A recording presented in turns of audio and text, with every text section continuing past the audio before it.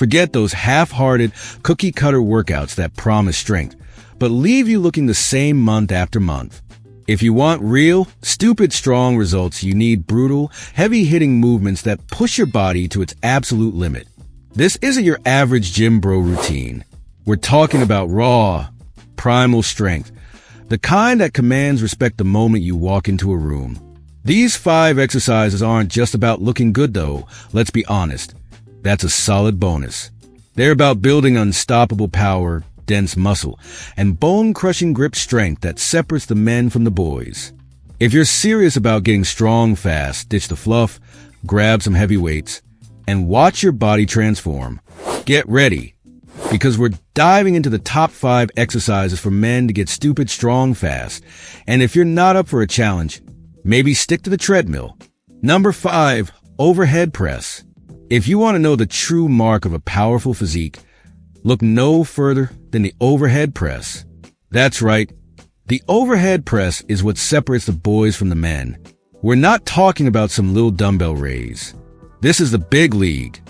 The movement that tests how much control and raw power you can generate through your entire body. Shoulders looking small? Well, this exercise will change that faster than you can say, I'm too weak for this. The overhead press is as pure as it gets when it comes to strength. It demands shoulder stability, core control, and leg drive.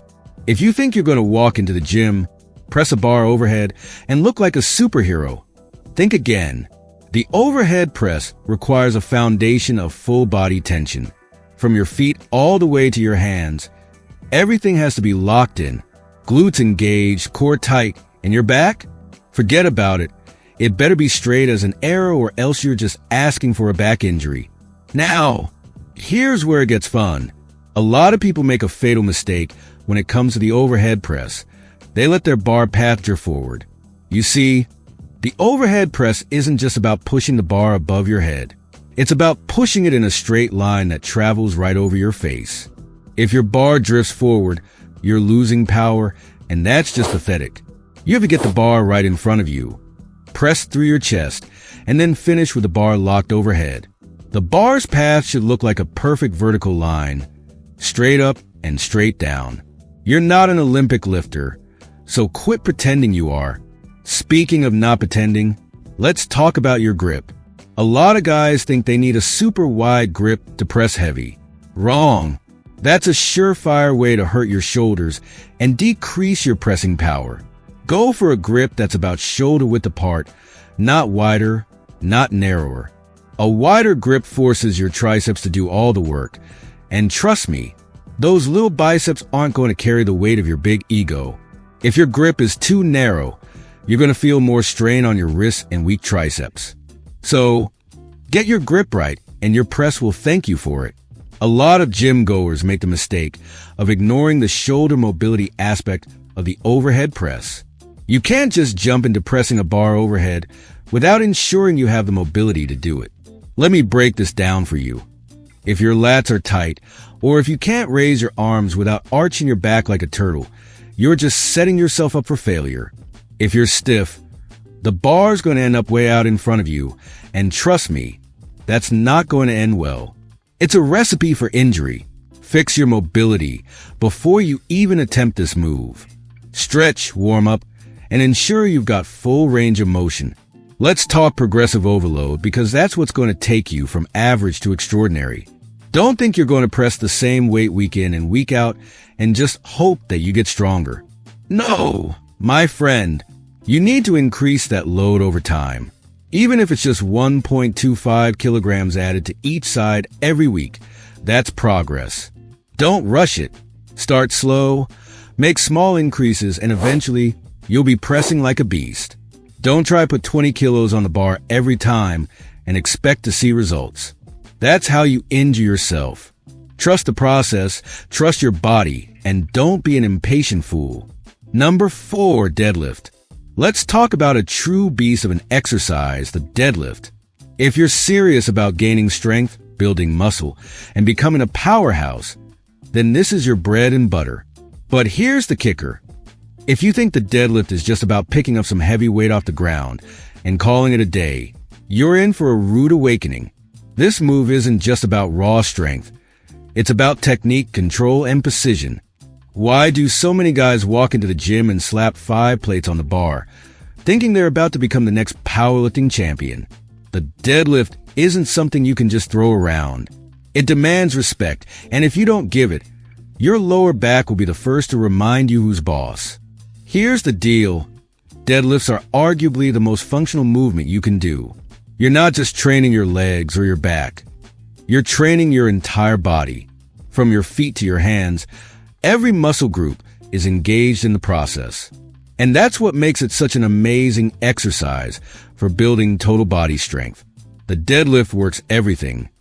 Your quads, hamstrings, glutes, lower back, and even your grip strength. It also hits your core, your traps, your forearms, and yes, even your lats.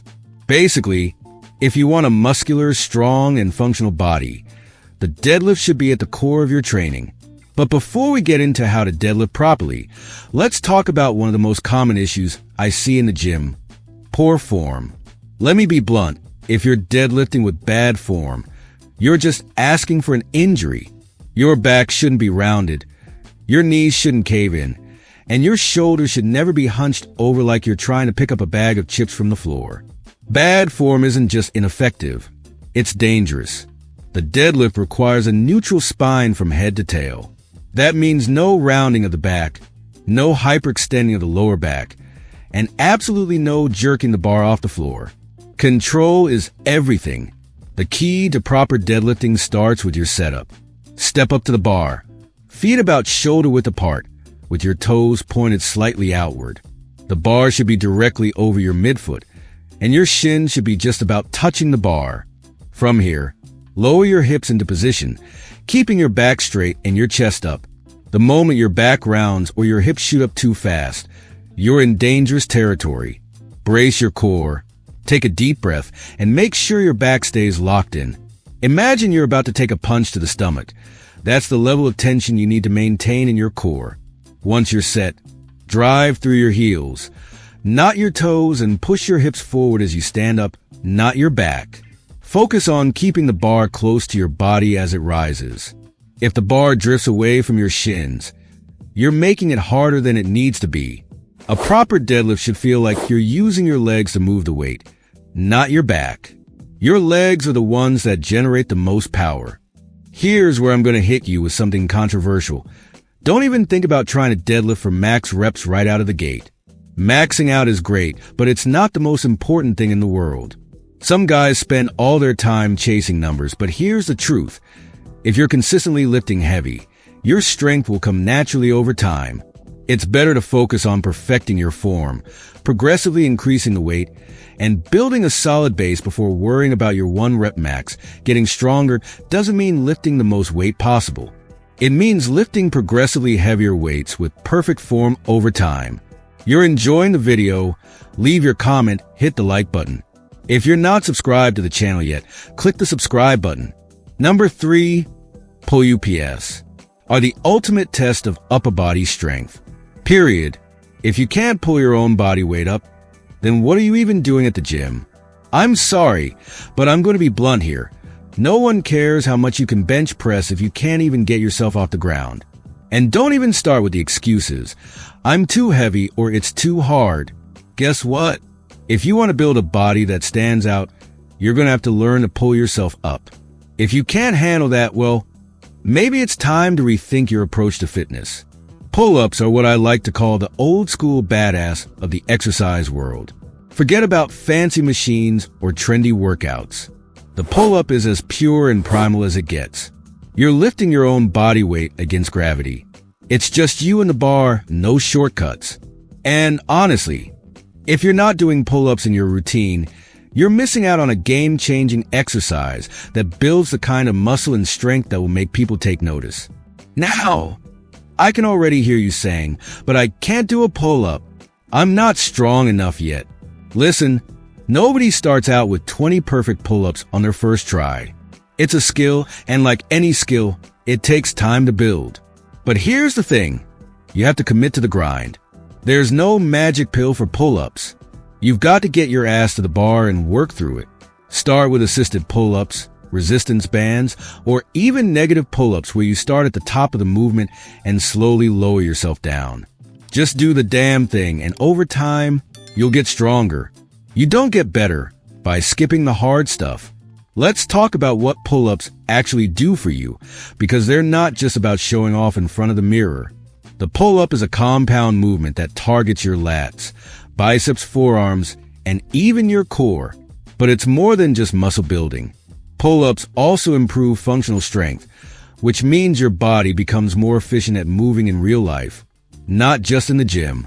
Whether you're lifting groceries, climbing a ladder, or hell just trying to push yourself off the ground in an emergency, the strength you build from pull-ups translates to real-world power. Here's the dirty little secret that most people don't want to talk about. Pull-ups aren't easy. They demand grip strength, endurance, and yes, a solid core. If you can't hold on to that bar for the duration of the set, you won't get very far. So if you've got weak hands or forearms, it's time to fix that. You wouldn't try to deadlift 500 pounds with spaghetti arms, would you? Same concept with pull-ups. A strong grip is essential for pulling your body weight up. Pull-ups are the perfect example of an exercise that gets harder the more you do it. Unlike machines or dumbbells, where you can keep loading on more weight, you're always carrying the same weight in a pull-up your own body. So how do you level up? Simple. Add weight. Once you can crank out 10, 15, 20 solid pull-ups, it's time to add some extra weight with a weighted vest or a dumbbell between your legs. Trust me, nothing is going to give you that superhero back like weighted pull-ups. And let me hit you with something that might piss off some of you. Stop wasting your time with lat pull-downs. I get it. They're easy and you feel the burn, but they're a poor substitute for the real thing. If you're serious about building a back that will stop traffic, you've got to get on the pull-up bar. Lat pull-downs may activate some of the same muscles, but they'll never offer the full body engagement that a proper pull-up does. So if you're someone who relies on machines to train your back, you're seriously doing yourself a disservice. Number 2, squat. If you're not doing squats, you're just playing around at the gym. Simple as that. The squat is the king of all exercises, and if you're serious about strength, power, or just looking like you've actually earned your muscle, then the squat needs to be front and center in your routine. I'm not talking about some half-ass, barely bend your knees squat either. I mean full range, heavy barbell squats that get your legs, back, and core firing like they're supposed to. Want a true measure of your total strength? Just ask yourself, how much can you squat? Not what's your bench press max, not what's your bicep curl PR. How much weight can you squat with perfect form? Because here's the truth, squatting is about more than just leg power. It's about your entire body working together. Squats engage everything. Quads, hamstrings, glutes, calves, lower back, core health, even your upper back and shoulders. There's a reason they call it the total body exercise. Let's talk about why squats are so crucial and why you need to get comfortable with them. First off, squats build massive legs, and I mean massive. If you've got a weak lower body, you're setting yourself up for a total failure in the gym. You can hit every other muscle group to oblivion, but if your legs are lagging, your physique is going to look unbalanced and weak. Squats are the #1 exercise for growing those big, thick quads and dense hamstrings that make your legs look like they belong on a warrior. And don't even get me started on glutes. Forget about lunges or leg presses. If you want to sculpt a set of glutes that'll turn heads, you need to squat heavy. Here's the thing though, squats don't just build muscle, they build strength. We're talking about raw, functional strength. Unlike isolated movements that focus on one muscle, squats require a huge level of coordination and engagement across your whole body. You're not just bending your knees and going up and down. No! You're creating a foundation of core stability, postural strength, and total body power. A strong squat means you can generate power from your lower body and transfer it into any movement. You want to be explosive on the field? Squats. You want better deadlifts? Squats. Hell, you just want to be the kind of person who can move heavy shit with ease? Yup, squats. But it's not just about brute strength. Squats also improve mobility. As long as you're not doing some narrow stance, quarter rep nonsense. Squats improve flexibility in your hips, knees, and ankles. The more you squat, the better your range of motion becomes, which is essential for overall mobility. Want to know what happens when you neglect mobility? Injury. Plain and simple. And that's just not something you want if you're serious about lifting. The squat, done right, is going to help you develop more athleticism in the long run. Squats increase testosterone levels, and I'm not just talking about boosting your T for fun. This is the real deal. When you squat heavy, your body responds with a significant release of testosterone and growth hormone. So, not only are you making your legs look like tree trunks, but you're also speeding up your muscle growth overall. If you want to maximize muscle development and strength gains, squats are a non-negotiable part of your routine.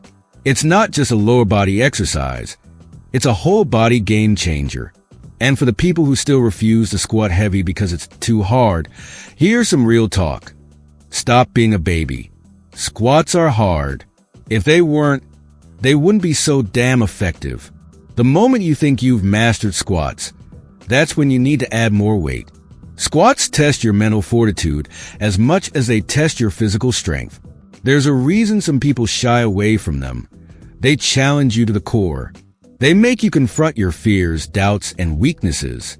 That barbell is your best friend and your worst enemy at the same time. But here's the catch. If you don't face it head on, you're never going to unlock the true potential of your body. Squats are the foundation of athletic performance. You want to jump higher? Sprint faster? Become a beast in your sport? Squats build the leg strength and explosive power that will skyrocket your performance. This is functional fitness. There's no pretending with squats. They force your body to move with control and stability, which translates to every other sport or activity you do. If you want to be a true athlete, squats should be non-negotiable. Every professional athlete incorporates squats into their training, whether they're soccer players, basketball players, or UFC fighters. Number 1, bench press. I know what you're thinking. Oh, the bench press. The classic chest exercise. Everyone loves it, and you're absolutely right. But let me tell you something that might just shatter your reality. The bench press is not just a chest exercise. It's a measure of your overall strength. Period. And I don't care what anyone tells you, it's still the king of upper body lifts.